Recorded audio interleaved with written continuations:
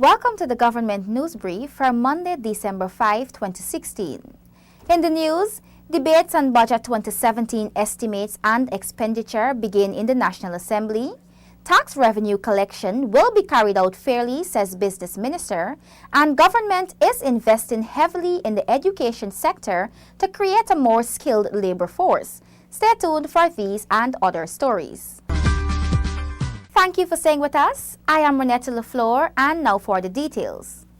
Government and opposition members of Parliament differ on economic performance and growth as debates on the 2017 budget estimates and expenditure began today in the National Assembly. Details in this story. The debate started out with opposition Member of Parliament Irfaan Ali calling for the withdrawal of the budget, saying that it was devoid of measures to rescue the now ailing local economy. Minister of Business Dominic Gaskin, however, defended the budget. He says that Budget 2017, like the previous two budgets presented by the coalition government, seeks to fix the decline of the economy that started under the previous government. I have listened to the over-amplified concerns of the Honourable Member Irfaan Ali, who spoke before me, and I wish to assure him that he is disturbing himself unnecessarily. He speaks of debt and taxes, but he's very much alive, I'm pleased to say. He speaks of when the PPP demitted office, it left one of the fastest growing economies in the region. Mr. Speaker, what they did not leave was sustainable growth. Had we had a sustainably growing economy, the decline that started before they demitted office would not have continued into our term of office. Opposition Member of Parliament Joseph Hamilton also supported his colleague Ali's call and asked for the crafting of a better budget. Government MP Michael Carrington, however, called the budget a people's budget and that it speaks to progress that the country will find. The opposition at the present moment trying to demonize this budget and painting a doomsday for the people of Guyana. There is no doomsday for the people of Guyana. We will only achieve betterment, Mr. Speaker. Mr. Speaker, while the political opposition will try to shape their propaganda as we speak to discredit the budget to gain political mileage for 2020 election, the reality is by then this country will be in the mood of progressive drive on all aspects of development, which Budget 2017 is preparing the groundwork for. The debates of the 2017 estimates and expenditure will be conducted over 5 days. In accordance with an agreement reached between the government and opposition chief whips, the debates will go for 12 hours for each of the 5 days. There will be 16 speakers each on the first 4 days and 4 on the fifth and final days. For this Government News Brief, Namila Henry Rowe. Tax revenue collection will be done in a fair and transparent manner, Minister of Business Dominic Gaskin has assured. Details from Gabriela Patram. The minister was at the time speaking on the program Budget in Focus. He highlights that there are some concerns in the public domain as to where the increased tax revenues will come from in 2017. Minister Gaskin notes that the projected $162 billion in tax revenues for 2017 is a bit more than 2016's $150 billion. I think it's always a challenge because without the tax revenues, there'll be no budget. You know, we have expenditures to make in some very important sectors, agriculture and infrastructure, health, education, public security, social protection. Those are all areas of heavy expenditure, and for good reason. And those expenditures have to be made, and therefore tax revenues have to be collected. And how those are collected and who they're collected from is always going to cause some concern. The minister adds that the focus is on income tax and the budget ensures that every single Guyanese worker will be better off in 2017. He further states that the Minister of Finance, Winston Jordan, did a very good job in explaining during his 2017 budget speech as to how the revenues would allocated and giving workers assurance that they would not adversely affect it. We'll pay less taxes for the same, dollar for dollar, for the same amount of income. And I think that was a very good signal on his part. Also, the reduction of tax for manufacturers from 30% to 27.5%, I think, sends a clear signal of what our government's focus is in terms of where our priorities are when it comes to business. The 2017 budget was delivered on November 28, 2016 under the theme Building a Diversified Green Economy, Delivering the Good Life to All Guyanese. For the Government News Brief, I'm Gabriela Patram. The government is investing heavily in the education sector to create a more skilled labor force, Government Member of Parliament Michael Carrington argues as the debates on the 2017 budget continue. MP Carrington says Budget 2017 seeks to educate persons so that they will be more self-reliant. Without education, you cannot create jobs. Without skill, you cannot create jobs. There are thousands of self-employed jobs available. But our major problem is skill. If you do not have a skill, you cannot have a job.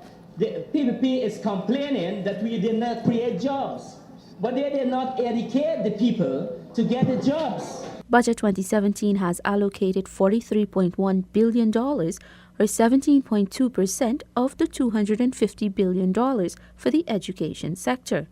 Carrington says this investment is to afford the children in school opportunities to be gainfully employed in the future. Because after 2017, I'm telling you, all those children that coming out of school will come out with a skill where they could do something to create a job for themselves. Slamming the opposition for failing to provide a developmental plan for their electorate, the parliamentarian assures that Budget 2017 is an all-inclusive one. Mr. Speaker, the budget is only increased because we want to pay a better wages, because we want to pay a better pension, because we want to have better education for our people. Carrington says government's investments in education are intended to create an enabling environment for citizens to take care of themselves. For the Government News Brief, I'm Tiffany Rogers. As part of the 3-day visit to Guyana, Prince Henry Charles Albert David, commonly known as Prince Harry, experienced Guyana's wonders over the weekend when he visited a number of indigenous communities. Gabriela Patram tells us more. His Royal Highness Prince Harry visited several tourist sites including Surama Lodge, the Irrakrami International Conservation Center, IICC, and the Kaieteur Falls. Prince Harry received a warm welcome from the Surama villagers around the gathering point of the village's totem pole. He heard about indigenous village life and took a short trip to the village's Eco Lodge to see how the community is embracing ecotourism. Prince Harry donated books to students of the Surama Primary School, and in return the prince received tokens from the villagers. The prince encouraged the people at Surama to continue to protect and develop their community. Firstly, thank you to all of you. The singing was absolutely amazing. My father told me what an amazing time he had back in 2003 when he looked far younger than he does now, and he had more hair as well. But what you guys are doing here is incredible. And like you said, your leadership in both of you in bringing forward everybody else here is so important to ensure the protection of these beautiful places, to be able to live here and to look after it as well. You have to look after it because it's yours. It's yours to look after. And leaders like you coming through are the people that are going to inherit this land. So the more knowledge you have now, the better it's going to be for the future. But thank you for welcoming all of us, me, my team, the media, everybody from England.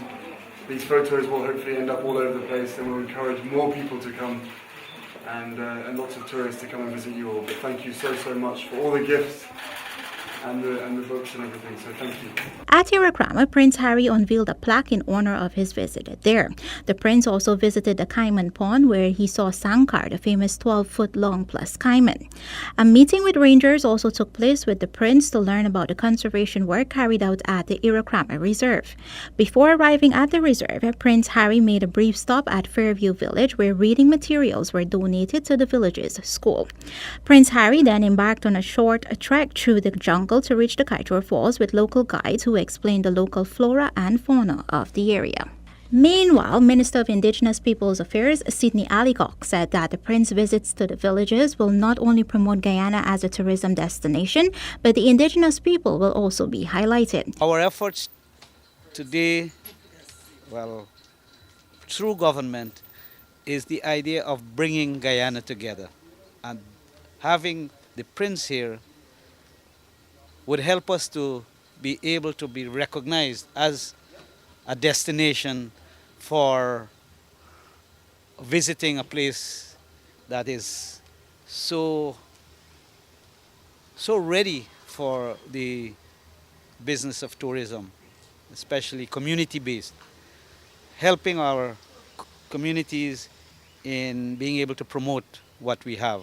And that is the understanding of the indigenous peoples towards having a very intact natural environment.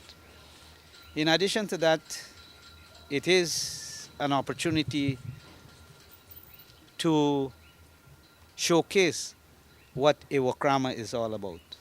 This has been one of the biggest support to indigenous communities around that area, Region 8 and Region 9. And we have great potentials. On Sunday, the Prince visited the Joshua's Children House and met with First Lady Sandra Granger and young women affected by trafficking in persons before departing the country. For the Government News Brief, I'm Gabriela Patram. Road rehabilitation across Guyana is being done based on needs and not on bias, Minister of Public Infrastructure David Patterson says. Details in this report. The minister contends that many of the roads rehabilitated, especially those in Sophia, were done because they were in a deplorable state and it is a mandate of the ministry to improve infrastructure. Sophia, that was in the urban centers that community had the worst, kept in the worst roads for whatever reason. We've upgraded most of them, you know what I mean, but we've done other areas, I mean, so I don't want a person to think that out Sophia and they may put it into political context. I mean, I'm right now, I'm quite pleased that I'm wrapping up Leg 1. The minister notes that a mobile asphalt plant was purchased for works in Leg 1, which have been ongoing for almost 3 months. Works are currently ongoing in Madhya, Region 8. Madhya right now, I mean, that is one of the reasons why Region 8 allocation is done, because I'm doing all the roads in Madhya right now, the internal roads with rich concrete, you know what I mean. There is the Carifesta Avenue we've done, you know what I mean. And the object, I mean, and you can see we're doing a lot of road works in the urban centers. I mean, not only in Georgetown, in New Amsterdam, Kriverton. We just finished a sidewalk, and those were requested by the Town Council of Kriverton. Minister Patterson points out that works continue apace on the major West Coast Demerara Road project. The minister emphasizes that his ministry will strive towards completing as many roads as possible. The idea within my ministry is that we simply go to everywhere, and we have a very strict policy of assessing roads, the length of the road, the users, the last time it was done in the condition, and we prioritize it and we get it done, you know what I mean. So we have been doing that. We've been pushing the contractors. I mean, I know that we haven't been able to do as much as we wanted to. I mean, that is something, is a concern of mine, but we have been trying to expand the capacity of the ministry. The Ministry of Public Infrastructure has been constructing, rehabilitating and maintaining miscellaneous and urban roads and bridges in regions 1 to 6 and 10. In the 2016 budget, miscellaneous and urban roads were allocated $1.6 and $1.4 billion respectively, while bridges were allocated $2.4 million. Renetta LaFleur for the Government News Brief. Journalists urged to be guided by best practices and professionalism in their work. Tiffany Rodias tells us more. Prime Minister Moses Nagamutu urged journalists to be purveyors of falsehoods as they undertake their work. There must be no room for partisan journalism, for bias and prejudiced reports and accounts. There must be no room for personality attacks and character assassination, no room for reports that incite racism, hatred, and religious bigotry. The Prime Minister assures journalists that the government will guard their rights as they go about their work. My government will continue to guard your right as journalists to work in an environment which allows and affords you freedom and independence to report and even to comment on facts. The Prime Minister was addressing journalists at the PAHO WHO Media Awards on Saturday. Prime Minister Nagumoto reminds journalists of their obligations when reporting on health issues. In health journalism, there's a strict obligation not only to report facts, but to avoid reporting that breaches confidentiality rules. There are diseases that carry with them social stigma, and irresponsible reporting could expose entire families to odium and condemnation.